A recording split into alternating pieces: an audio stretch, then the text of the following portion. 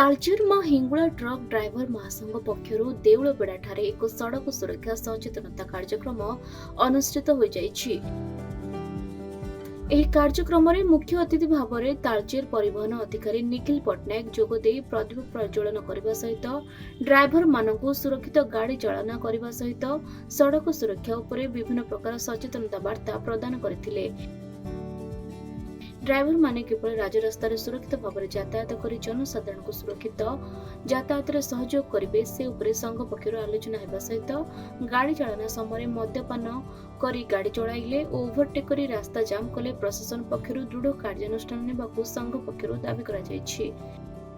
ପରେ ବିଭିନ୍ନ କ୍ଷେତ୍ରରୁ ଆସିଥିବା ସଂଘ ଓ ଡ୍ରାଇଭରମାନଙ୍କୁ ମଧ୍ୟ ଏଠାରେ ସମ୍ବର୍ଦ୍ଧିତ କରାଯାଇଥିଲା। ଏହି କାର୍ଯ୍ୟକ୍ରମରେ 9ଟି କ୍ଷେତ୍ରର ଟ୍ରକ୍ ମାଲିକଙ୍କ ସହ ବୋ ଡ୍ରାଇଭର ଯୋଗ ଦେଇଥିଲେ। प्रयास नहीं हिंगुला ड्राइवर एसोसिएशन बहुत बढ़िया पदक्षेप सड़क सुरक्षा उपरे से जो सचेतनता सृष्टि कर सचेतनता सृष्टि करने जो आयोजन करते बहुत बढ़िया आयोजन यहाँ जारी रखा दरकार।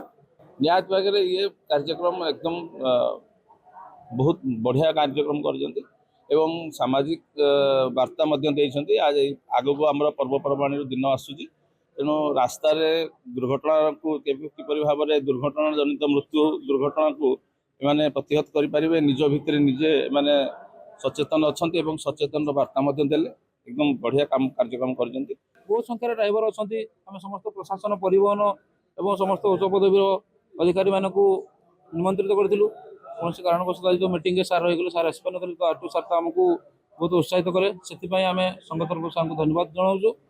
तो आम 9टी जाक कलियर समस्त ड्राइवर भाई मान मिलित सहयोग तालचेर जनसाधारण को सुरक्षित हिसाब से यातायात करने आम संगठन तरफ दृढ़ निष्पत्ति देचु। तो आगामी दिन में आम संपूर्ण मात्रा प्रशासन को सहयोग करूँ समस्ते कि शांति रास्तार यातायात करेंगे आम्बुलांस जापर जनसाधारण जापर आम ड्राइवर भाई मैंने सुरक्षित यातायात करेंगे से आम संघ तरफ आम दृढ़ निष्पत्ति नहीं शांति श्रृंखला हिसाब से समस्ते यातायात करूँ।